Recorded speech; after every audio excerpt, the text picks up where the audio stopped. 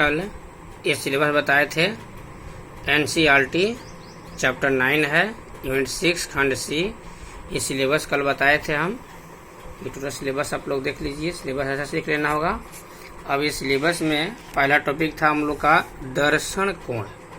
इसका बताया है किसी वस्तु द्वारा नेत्र पर अंतरित कोण को दर्शन कोण कहा जाता है। यानी किसी वस्तु के द्वारा जो आंख पर कोण बनता है उस कोण को दर्शन कोण कहते हैं, जिससे वस्तु साफ साफ दिखाई देता है। ठीक है। अब है आवर्धन क्षमता या कोणीय आवर्धन। लिखे हैं किसी स्थान पर बने अंतिम प्रतिबिंब द्वारा नेत्र पर बनाए गए दर्शन कोण बीटा।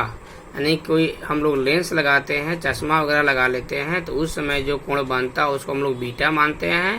तथा उसी स्थान पर रखी वस्तु द्वारा खाली नेत्र पर, यानी कोई लेंस वगैरह नहीं लगाते हैं, खाली नेत्र पर बनाए गए दर्शन कोण अल्फा की अनुपात को आवर्धन क्षमता कहा जाता है। इसे एम से सूचित किया जाता है, यानी कि M equal to beta by alpha. इसे कोणीय आवर्धन भी कहा जाता है। ठीक है। अब हम लोग पढ़ेंगे सरल सूक्ष्मदर्शी के बारे में।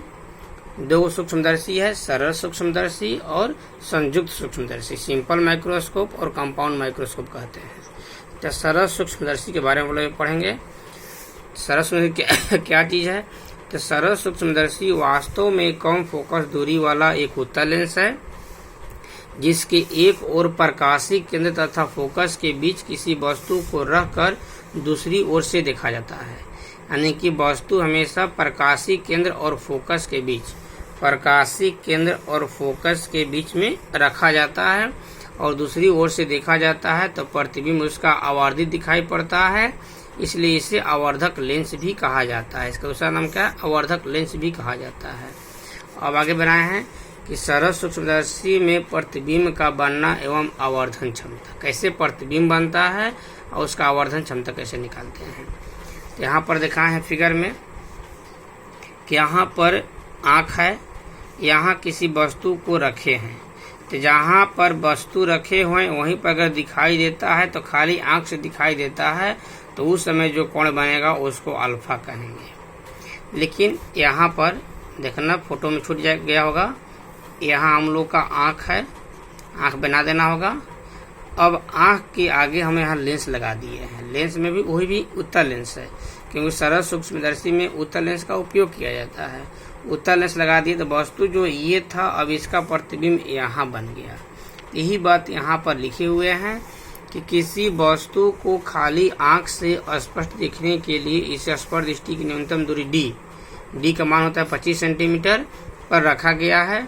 सामान्य नेत्र के लिए डी का मान प्रायः 25 सेंटीमीटर होता है। याद रखना होगा, वस्तु द्वारा नेत्र पर अंतरित कोण क्या है? अल्फा है। कब? जब खाली आंख से देखते हैं, तब इस फिगर में दिखाया हुआ है। अब आगे यहाँ है कि वस्तु का आवर्धित प्रतिबिंब देखने के, मैंने वस्तु छोटा है बड़ा देखने के लिए क्या करेंगे? सरल सूक्ष्मदर्शी का उपयोग किया जाता है। ऑब्जेक्टिव क्वेश्चन में कि वस्तु का आवर्धित प्रतिबिंब देखने के लिए किस दूरबीन का उपयोग किया जाता है? किस सूक्ष्मदर्शी का? तो सरल सूक्ष्मदर्शी का। इसके लिए वस्तु को लेंस के प्रकाशीय केंद्र और फोकस के बीच रखा जाता है, जिसका आवर्धित, आभासी और सीधा प्रतिबिंब 25 सेंटीमीटर पर बनता है। ठीक है। अब चलेंगे आगे आवर्धन क्षमता निकालने के लिए।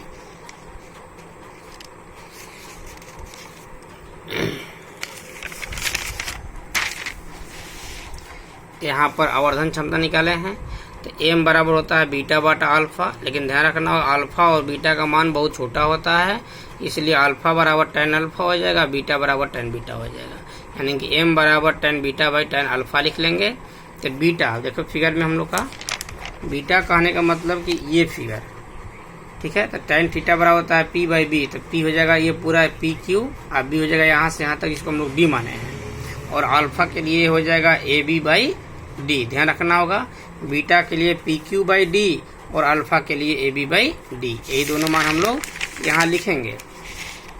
यहाँ लिखे हैं पी क्यू बाई डी और ए बी बाई डी। ध्यान रखना होगा, इसको कैलकुलेशन करेंगे डी कट जाएगा, इतना बच जाएगा। तब पी क्यू जो है ये इमेज का हाइट है, इसको H2 मानेंगे। ए बी जो है ऑब्जेक्ट का हाइट, इसको H1 मानेंगे, इसलिए m बराबर H2/H1 हो जाएगा। फिगर में दिखाए हुए हैं, देख लेना होगा।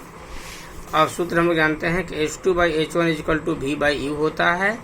तब V को हम लोग -D मानेंगे, U का -x हो जाएगा। तब V का और U का मान यहाँ रख दिए हैं, तो यहाँ पर H2/H1 इक्वल टू D/x हो जाएगा, और H2/H1 जो है इसका मान m का है, तो m इक्वल टू D/x हो जाएगा। ठीक है, अब आगे चले हैं, यहाँ लिख दिए हैं कि m इक्वल टू H2/H1 होता है।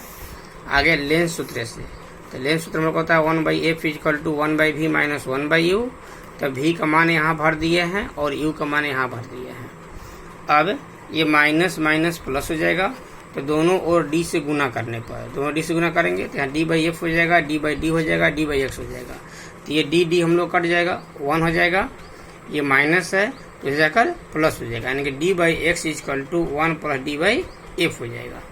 ठीक है, यानी कि d/x जो है यहाँ पर इसको हम लोग m माने हुए हैं, ऊपर m लाए हैं मान, यहाँ पर m लिख देंगे, यानी कि m equal to 1 plus d/f हो जाएगा। कोई दिक्कत नहीं है। नोट लिखे, जब अंतिम प्रतिबिंब अनंत पर बनता है, यानी कि न्यूमेरिकल देगा ये कि जब अनंत पर कहेगा तो d बराबर m/f लिखना होगा, और स्पॉट स्टिक न्यूनतम दूरी कहेगा तो 1 प्लस d/f लिखना होगा। ठीक है, ये फॉर्मूला याद रखना होगा। अनंत जब भी कहेगा तो d/f करना होगा। आगे न्यूमेरिकल देंगे इस पर। अब यहाँ न्यूमेरिकल है कि एक सरल सूक्ष्मदर्शी 4 डायोप्टर क्षमता के उत्तल लेंस का बना है, तो उसका आवर्धन क्षमता निकालेंगे। P बराबर 4 डायोप्टर, F निकाल लेंगे, 25 आ जाएगा। D का मान 25 होता है, M equal to 1 plus D/f होता है, मान रख देंगे, कैलकुलेशन करेंगे तो इतना आंसर आ जाएगा। अब इसी के आधार पर क्वेश्चन दिए हैं बनाने के लिए। एक सरल सूक्ष्मदर्शी है, क्षमता दिया है 6 डायोप्टर, आवर्धन क्षमता निकालना है। जैसे ऊपर वाला क्वेश्चन बना है उसी तरह कैलकुलेशन करना होगा, इतना आंसर आएगा हम लोग का। अगला क्वेश्चन दिया है, इसमें 5 डायोप्टर है, इसमें अंतिम प्रतिबिंब कहाँ बनेगा बताना है। अंतिम पर अनंत पर बनता है, सॉरी अनंत पर बनता है, तो अनंत वाला फॉर्मूला लागू करेंगे, यानी कि m इक्वल टू d/f वाला फॉर्मूला पर इसको m इक्वल टू d/f वाला फॉर्मूला बनाएंगे, तो ये हम लोग का आंसर आएगा। ठीक है।